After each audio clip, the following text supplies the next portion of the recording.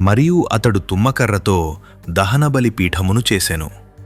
దాని పొడుగు 5 మూరలు, దాని వెడల్పు 5 మూరలు, అది చచ్చౌకమైనది.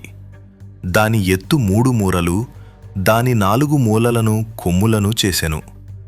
దాని కొమ్ములు దానితో ఏకాండమైనవి, దానికి ఇత్తడి రేకు పొదిగించెను.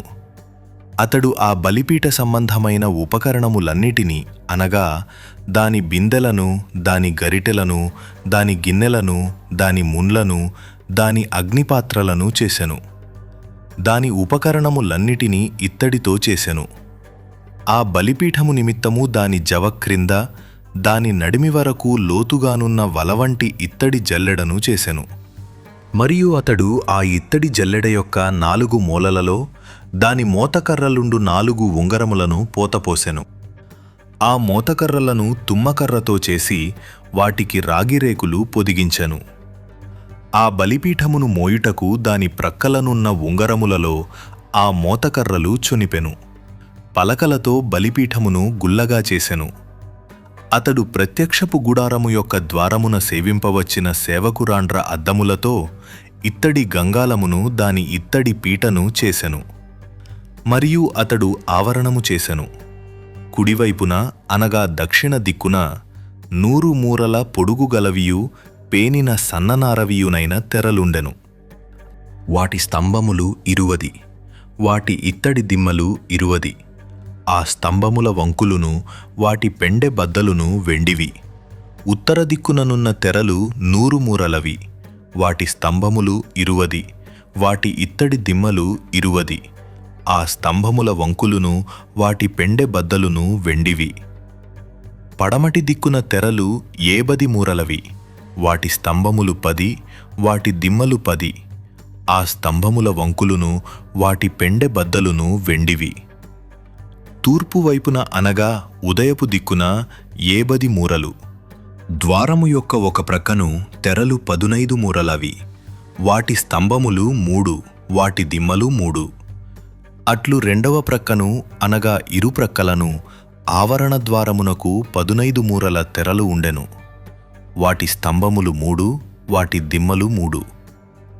ఆవరణము చుట్టూనున్న దాని తెరలన్నీయు పేనిన సన్ననారవి. స్తంభముల దిమ్మలు రాగివి.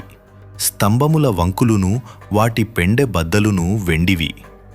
వాటి బోదెలకు వెండి రేకులు పొదిగింపబడెను. ఆవరణపు స్తంభములన్నీయు వెండి బద్దలతో కూర్పబడెను. ఆవరణ ద్వారపు తెర నీలధూమ్ర రక్తవర్ణములు గలదియు పేనిన సన్ననారతో చేయబడినదియునైన బుటాపనిది. దాని పొడుగు 20 మూరలు, దాని ఎత్తు అనగా వెడల్పు ఆవరణ తెరలతో సరిగా 5 మూరలు. వాటి స్తంభములు 4, వాటి ఇత్తడి దిమ్మలు 4. వాటి వంకులు వెండివి.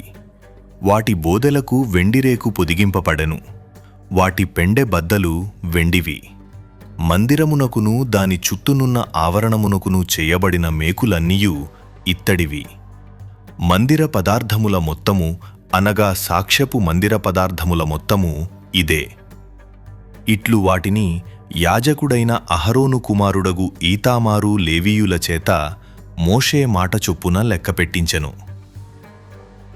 యూదా గోత్రికుడైన హూరు మనుమడును ఊరు కుమారుడునైన బెసలేలు యెహోవా మోషేకు ఆజ్ఞాపించినదంతయు చేసెను. దాను గోత్రికుడును అహీసామాకు కుమారుడునైన అహోలీయాబు అతనికి తోడయుండెను. ఇతడు చెక్కువాడును విచిత్రమైన పని కల్పించువాడును నీల ధూమ్ర రక్తవర్ణములతోనూ సన్ననారతోనూ బుటాపని చేయువాడునయ్యుండెను. పరిశుద్ధ స్థల విషయమైన పని అంతటిలోనూ పని కొరకు వ్యయపరచబడిన బంగారమంతయు అనగా ప్రతిష్ఠింపబడిన బంగారు పరిశుద్ధ స్థలపు తులము చొప్పున 116 మనుగుల 530 తులములు. సమాజములో చేరిన వారి వెండి పరిశుద్ధ స్థలపు తులము చొప్పున 400 మనుగుల 1575 తులములు. ఈ పన్ను 20 ఏండ్లు మొదలుకొని పైప్రాయము కలిగి లెక్కలో చేరిన వారందరిలో అనగా 6,03,580 మందిలో తలకొకటికి అరతులము. ఆ 400 వెండి మణుగులతో పరిశుద్ధ స్థలమునకు దిమ్మలు అడ్డతెరకు దిమ్మలును, అనగా ఒక దిమ్మకు 4 మణుగులకు చొప్పున 400 మణుగులకు 100 దిమ్మలు పోతపోయబడెను. 1575 తులముల వెండితో అతడు స్తంభములకు వంకులను చేసి వాటి బోదెలకు పొదిగించి వాటిని పెండబద్దల చేత కట్టెను. మరియు ప్రతిష్ఠింపబడిన ఇత్తడి 280 మణుగుల 2400 తులములు. అతడు దానితో ప్రత్యక్షపు గుడారపు ద్వారమునకు దిమ్మలను, ఇత్తడి వేదికను, దానికి ఇత్తడి జల్లెడను, వేదిక ఉపకరణములన్నిటినీ, చుట్టూనున్న ఆవరణమునకు దిమ్మలను, ఆవరణ ద్వారమునకు దిమ్మలను, ఆలయమునకు మేకులన్నిటినీ, చుట్టూనున్న ఆవరణమునకు మేకులన్నిటినీ చేసెను.